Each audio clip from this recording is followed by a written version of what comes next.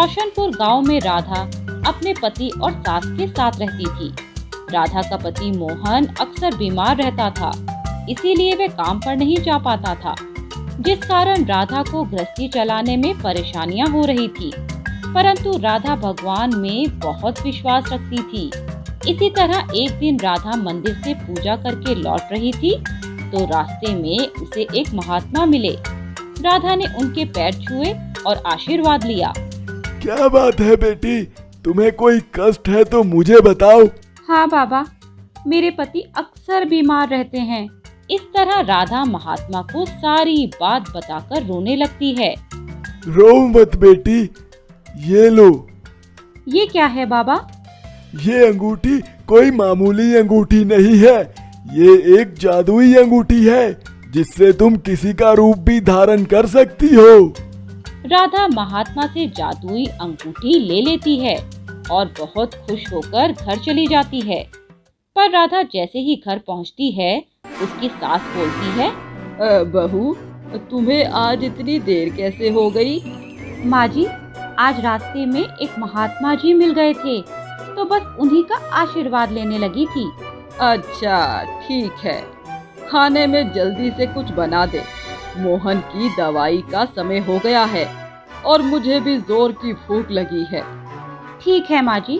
अच्छा ठीक है बहू, जब तक तू खाना बना रही है तब तक मैं पड़ोस में होकर आती हूँ। इतना कहकर सास चली जाती है। बनाऊं तो क्या बनाऊं, कुछ है ही नहीं घर में। क्यों ना मैं अंगूठी को आजमा कर देखूं, पर किसका रूप धारण करूं? अरे हाँ, क्यों ना अपने पड़ोस में रहने वाली विमला भाभी का रूप धारण कर लूं? हाँ, ये ठीक रहेगा। राधा विमला का रूप धारण कर दुकान पर जाती है। अरे ओ भैया, थोड़ा राशन दे दो। अरे बहन जी, आइए आइए, बहुत दिनों बाद दर्शन दिए। बताइए क्या तोल दूं? भैया, 5 किलो आटा, 5 किलो चावल और 2 किलो दाल दे दो। दुकानदार सामान तोलकर विमला को देते हुए कहता है, ये लो बहन जी, आपके पूरे 550 रुपए हो गए जी।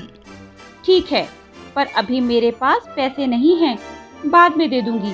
ठीक है बहन जी, आते रहिएगा। राधा सामान लेकर घर आ जाती है और बहुत खुश होती है। अरे वाह, ये तो सच में बहुत काम की चीज है। फिर राधा अपने रूप में आकर खाना बनाने चली जाती है। शाम को राधा की सास राधा से कहती है, अरे ओ बहू, आज मेरा खीर खाने का बहुत मन कर रहा है। ठीक है माँ जी, मैं बना देती हूँ। राधा खीर बनाने के लिए रसोई में जाती है और देखती है डिब्बे में चीनी खत्म है। लेकिन इस बार राधा परेशान नहीं होती और अपनी पड़ोसन कमला भाभी का रूप धारण कर राशन की दुकान पर चली जाती है। भाई साहब, 2 किलो चीनी दे दो, घर में चीनी बिल्कुल खत्म हो गई है। बिल्कुल जी बिल्कुल। भाई साहब, चीनी के पैसे मैं कल ही दूंगी। अरे अरे अरे, कैसी बात कर रही हो बहन जी? ना शर्मिंदा कर रही हो आप, कल दे देना। इसी तरह राधा अलग अलग लोगों का रूप धारण कर सामान ले आती थी। कुछ दिनों बाद राधा के पड़ोस में रहने वाली विमला और कमला दोनों ही घर का कुछ सामान लेने उसी दुकान पर जाती हैं, जहां से राधा सामान उधार लाई थी। आइए बहन जी आइए, लगता है कल वाले पैसे देने आई है। भैया, मुझे 10 किलो आटा दे दो और मुझे 5 किलो चावल दे दो। कल ही तो इतना सारा राशन लेके गई थी और आज खत्म भी कर दिया। हे भगवान, लॉकडाउन में तो इन्होंने जानवरों को भी पीछे छोड़ दिया। ये लो बहन जी, पिछला हिसाब जोड़ के 1000 रुपए हो गई आपके। विमला हैरान हो जाती है। फिर राशन वाला कमला से बोलता है, और बहन जी, आपका पिछला हिसाब जोड़ के 800 रुपए हो गए जी। दुकानदार की बात सुनकर कमला भी हैरान हो जाती है और दोनों एक साथ बोल पड़ती हैं, भाई साहब, मैं तो इससे पहले कोई सामान लेकर नहीं गई। हाँ, मैं भी लेकर नहीं गई। उसी समय राधा विमला का रूप धारण कर राशन लेने दुकान पर आ जाती है और जब कमला, विमला और दुकानदार तीनों को एक और विमला नजर आती है तो वह हैरान हो जाते हैं। ये कैसे हो सकता है? मैं तो यहाँ हूँ। तुम कौन हो? यह सुनकर राधा को समझते देर नहीं लगती कि उसका सच सबके सामने आ गया और वो रोने लगती है। रोते रोते राधा अपने रूप में आ जाती है और कहती है, मुझे माफ कर दो, मुझसे बहुत बड़ी भूल हो गई।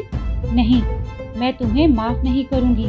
तुम झूठी हो, तुम बेईमान हो, तुम्हें हमारे यहाँ आसपास रहने का कोई अधिकार नहीं।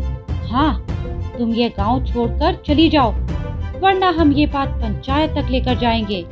उसी समय कमला के घर से दो व्यक्ति उसके बच्चे को किडनैप करके भाग रहे थे। कमला की नजर उन लोगों पर पड़ती है और वह जोर जोर से चिल्लाने लगती है, बचाओ, कोई मेरे बच्चे को बचाओ, चोर चोर, कोई मेरी मदद करो।